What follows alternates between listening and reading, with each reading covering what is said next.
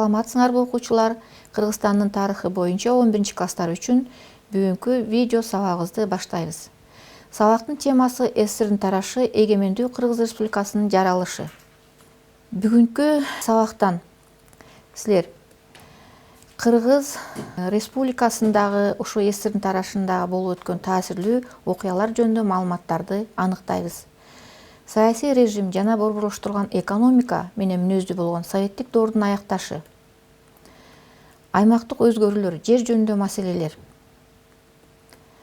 Кыргыз Республикасынын жаралышына декларациялар. Мамлекеттик бийлик системасынын өзгөрүүсү. Мына ушундай маалыматтар менен биз бүгүнкү сабагыбызды баштайбыз. Ошол кезде СССРде президенттик бийликтин кабыл алынышынын себептери келип чыккан.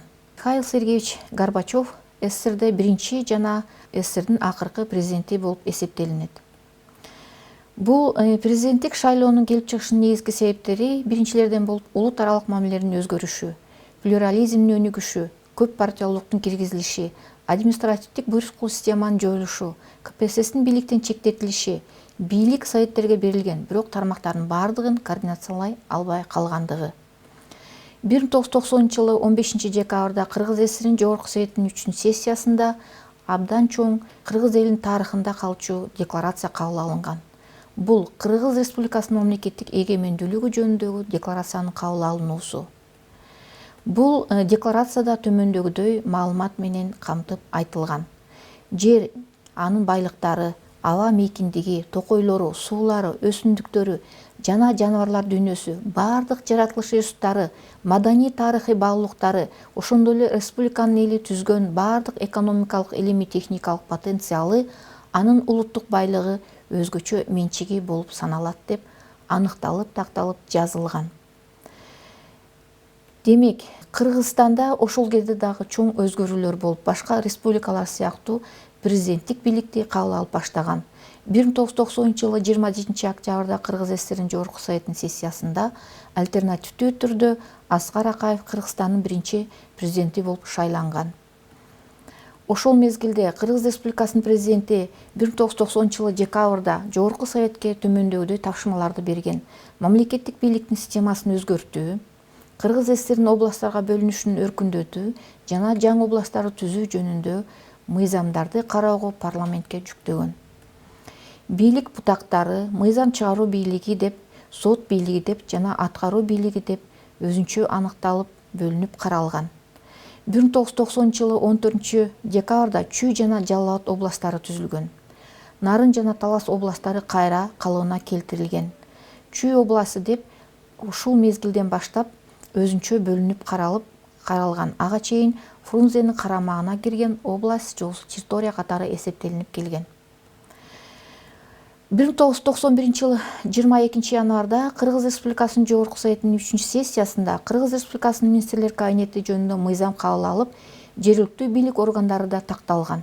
5 мамлекеттик катчылык кошо кирген: Койчиев, Йордан, Дүйшеев, Фишер жана Муралиевдер.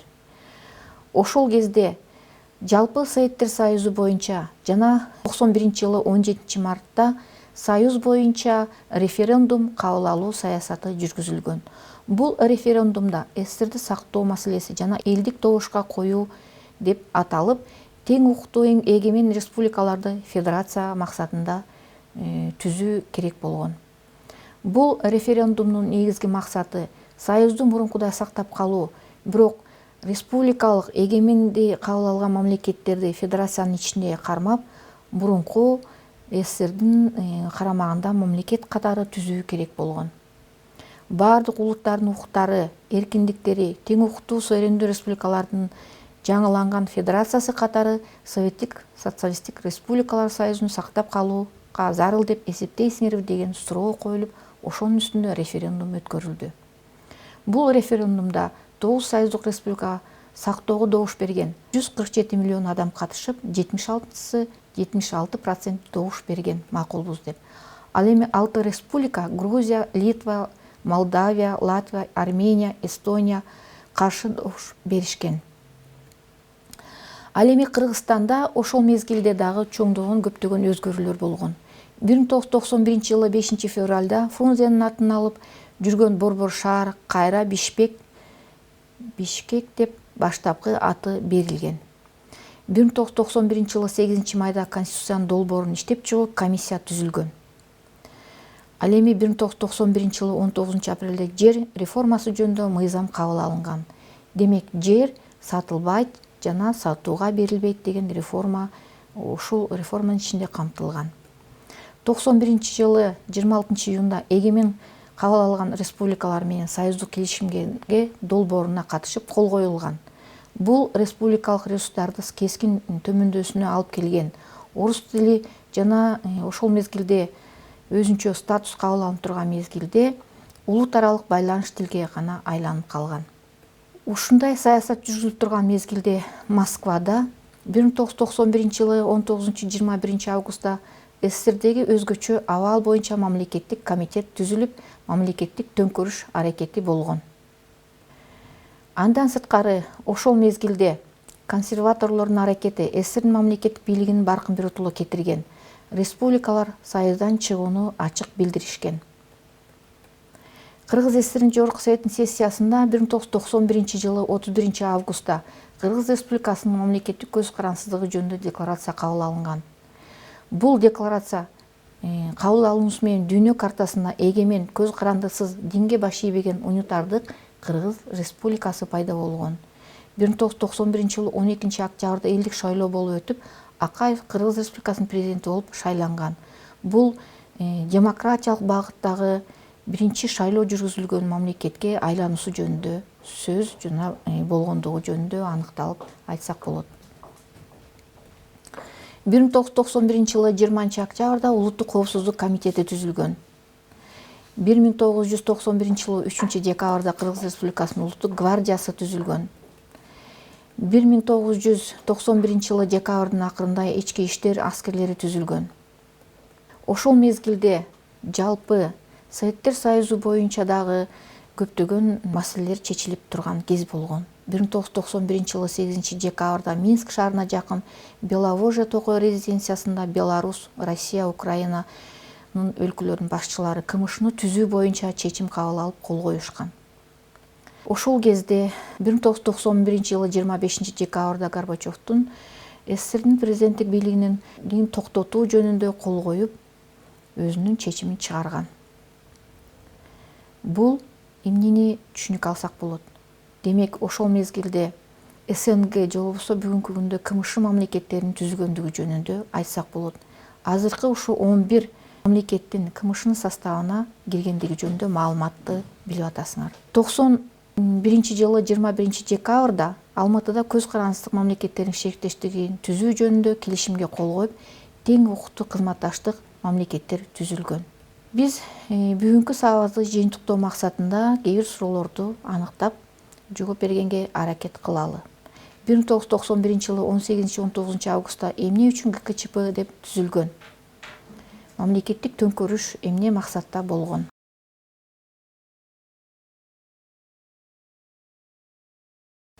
Демократиялык процесстерди токтотуу, СССР Союзунун унитардык мүнөзүн сактап калуу максатында көздөгөн. 1990 жылы 15 декабрда Кыргыз СССРдин Жогорку Совети 3 сессиясында кандай маанилүү тарыхый документ кабыл алган? Кыргыз Республикасынын мамлекеттик эгемендүүлүгү жөнүндө декларация. Дүйнөнүн картасында эмне үчүн жаңы мамлекет деп аталды?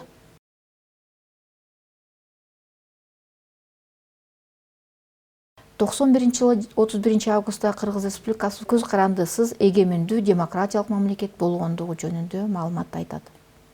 Андан сырткары биз дагы 1990 жылы мартта СССР эл депутаттарынын 3 съездинде өлкөдө президенттик бийликти кабыл алышынын себептерини кайсынысы ашыкча деп ойлойсуңар?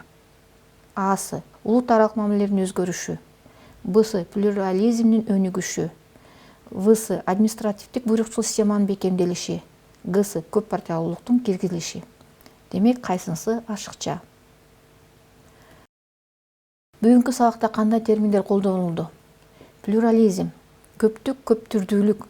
Бул концепция ылайык коомдо ар түрдүү партиялар, профсоюздук диний ишкерлер, башка уюмдар өз ара аракеттенишет. Алар чыдамдуулуктун, өз ара сыйланышуунун демократиялык нормаларын сакташат.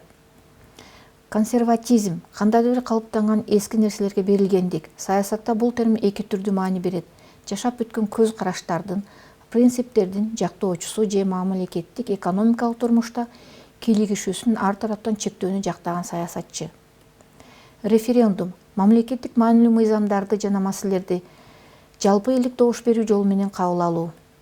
Альтернативалуу шайлоолор 2ден жанан ашык кишинин тизмеси киргизилген шайлоо. Декларация парламенттин партиянын атынан кандайдыр бир жоболорду жана принциптерди жарыялаган билдирүү. Натыйжада бүгүнкү сабагыбызда кандай чечим же болбосо натыйжалар келип чыкты?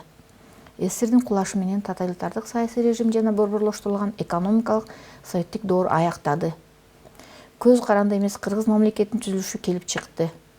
Кыргыз коомунун алдына жаңы милдеттер коюлду. Коомдук турмушту демократиялаштыруу, акимчил буйрукчул катаал пландуу экономиканын ордуна көп кулаттуу, калктын социалдык керектөөлөрүн камсыз кылууга багытталган рынок экономикасын куруу, улуттар аралык мамилени жакшыртуу, Кыргызстан натыйжалуу мыйзам чыгаруу, аткаруу сот бийлигин түзүүгө киришти. Жакынкы жана алыскы коңшулар менен тең укуктуу мамилелерди түзүү каралды. Демек, СССР деп аталган 15 союздук республиканын ордуна бүгүнкү күндө КМШ өлкөлөрү деп же болбосо шериктештик мамлекеттер келип чыкты. Кыргыз СССР деп аталган мамлекеттин ордуна бүгүнкү күндө эгемендүү Кыргыз Республикасы деп аталды. Бүгүнкү сабагыбызды биз ушу менен жыйынтыктайбыз. Саламатта калгыла.